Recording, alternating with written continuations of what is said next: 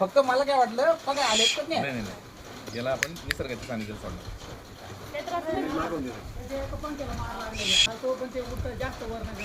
त्याला मग जास्त उठता येत नाही. त्याला डॉक्टरांकडे नेऊ. हा मग ते स्ट्रॉंग आहे ते तसं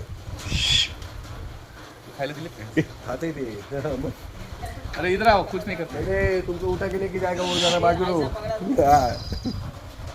आपण आता जे घुबड पाहतोय, घुबड पक्षी हा दुर्मिळ आहे आणि याच्याबाबत काही लोकांमध्ये समज आहे, गैरसमज आहे. परंतु आपण म्हणजे नेहमी निसर्गात असणाऱ्या घुबडाला की जे आपल्या घराच्या आसपास आले त्याच्या पंखाला काहीतरी मार आहे, पण आपण त्याला निसर्गाच्या सानिध्यात सोडणार आहोत. तत्पूर्वी त्याला जर गरज भासली तर त्याच्यावर उपचार देखील करणार आहोत. नागेश्वरी केदारी जे अनेक सरपांना जीवदान ज्यांनी दिलंय ती देखील आपल्यासोबत आहे.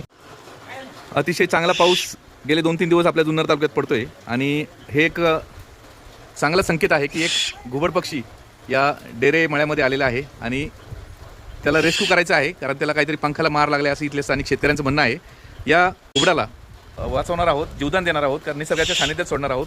आपल्यासोबत राजू भाऊ डेरे आहे, यांचंच घर आहे हे.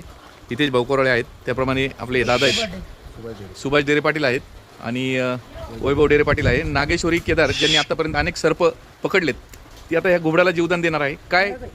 काय सांगशील नागेश्वरी? आतापर्यंत अनेक सापांना जीवदान दिले, याबाबत काय अनुभव आहे आपला? आतापर्यंत मी भरपूर असे साप पकडलेले आहेत. प्राण्यांचा पण संबंध आलेला आहे पकडण्याचा. आणि आज कॉल आला होता मला, 4-5 दिवस झाला इथं जखमी अवस्थेत मध्ये आहे आणि आज आपण त्याला रेस्क्यू करू. त्याला काही जखम वगैरे आहे का ते पाहू. जर असं जखम तर आपण त्याला पुढचा उपचार आपण फॉरेस्टवाल्या करू. पाय धर ना पहिली. नाही, त्याला असं पकड, दोन्ही पंख पकड. हां ओके. हां ना. ताई किती दिवसापासून इथे येते? 15 दिवस. बरं बरं. त्याला काय खायला घातलं होतं? खाता ना ते? हां हां. वा वा.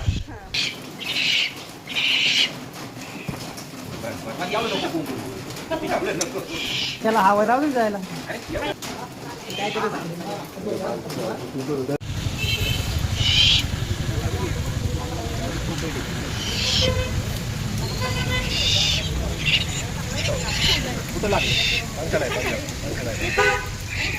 उडत नाही का? उडत आहे.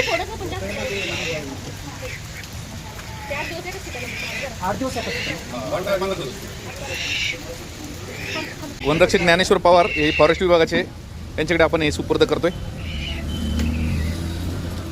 निसर्गाच्या सानिध्यात की याला उपचार करणार? उपचार करणार.